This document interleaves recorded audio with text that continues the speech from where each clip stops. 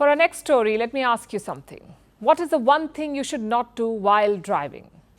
I know what the common answers will be. Talking on the phone, texting, drinking. But here's another thing that you should not do while driving.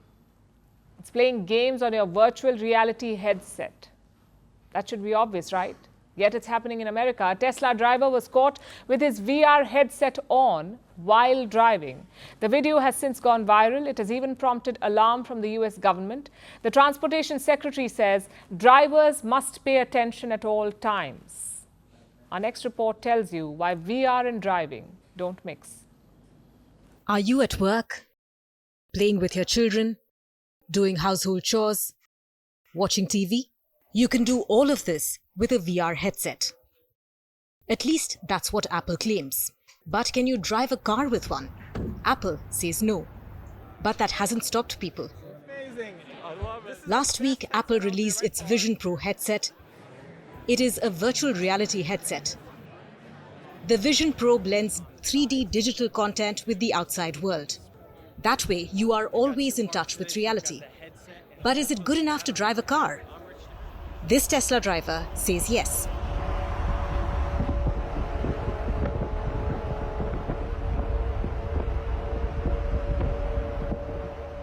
This video has since gone viral on social media. It shows the Tesla driver at the wheel. He's wearing a VR headset. He's making hand gestures as if trying to manipulate a VR field. The video was posted by US Transportation Secretary Pete Buttigieg. He says even assisted driving requires the human driver to be in full control. Of course, Tesla markets its cars as self-driving. There are various features: autopilot, enhanced autopilot, and full self-driving. But as Buttigieg pointed out, none of that means that vehicles are fully autonomous. Tesla agrees to that too. It says its features are for use with a fully attentive driver, one who is ready to take over at any moment. So driving with a VR headset is definitely not safe. And it's one of the many dangers of virtual reality. You see, it is a world-changing technology, an immersive world. But what happens when that experience is too immersive?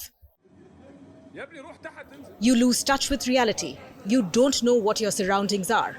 You can trip over wires, bump into your TV, break something. Or in the worst-case scenario, like that Tesla driver, crash your car. These are the obvious physical dangers. But then there are other concerns too, like those related to health.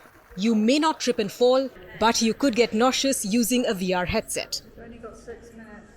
Yes, virtual reality takes you on a bumpy ride, and sometimes that leaves you with motion sickness.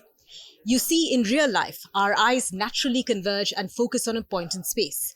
Our brain is used to this, but in VR, those are separate. So the brain is confused, and it leaves people with an eye strain.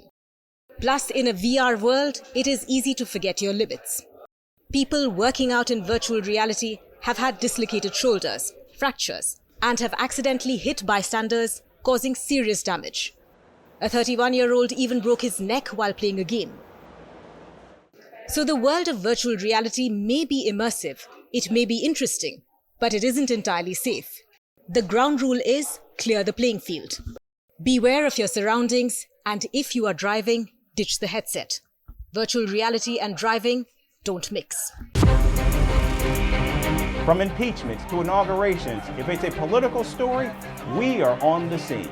The race for the White House is heating up. We're beating Biden. How dare he say that? If it's breaking news, we're live with the latest coverage. From the White House, the State Department, and Capitol Hill, we know the issues, but above all, we know the players to bring you the latest in-depth analysis on all the key stories that we're covering.